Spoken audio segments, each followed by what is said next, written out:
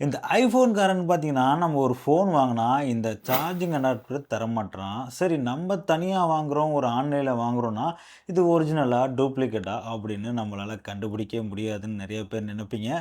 But கண்டிப்பா கண்டுபிடிக்கலாம். அது எப்படி அப்படிதான் இந்த வீடியோல நம்ம பார்க்க போறோம். நீங்க யூஸ் பண்ற இந்த பவர் அடாப்டர் ஒரிஜினலா, டூப்ளிகேட்டா எப்படி அப்படின்ட்டு பார்த்துருவோமா?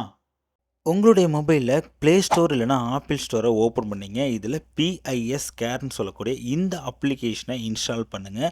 ஃபஸ்ட்டே வந்து பார்த்திங்கன்னா நமக்கு வந்து verify R number under CRS அப்படின்னு இருக்கும். அதை கிளிக் பண்ணிங்கன்னா உங்களுடைய பவர் அடாப்டரில் ஆர்ன்னு சொல்லி ஒரு 8 டிஜிட்டுக்கு வந்து பார்த்திங்கன்னா ஒரு நம்பர் இருக்கும். அதை நோட் பண்ணி இதில் வந்து நீங்கள் என்ட்ரு பண்ணுங்கள். அந்த நம்பரை என்ட்ரு பண்ணி கோ அப்படின்னு கொடுத்தீங்கன்னா உங்களுடைய பவர் அடாப்டர் ஒரிஜினலாக இல்லையா அப்படின்னு தெரிஞ்சுக்கலாம். அதிலே வந்து பார்த்தீங்கன்னா எந்தெந்த மாடலுக்குலாம் இந்த பவர் அடாப்டர் சூட்டபிள் ஆகும் அப்படிங்கிறதும் அதில் வந்து நம்ம பார்த்துக்க முடியும்.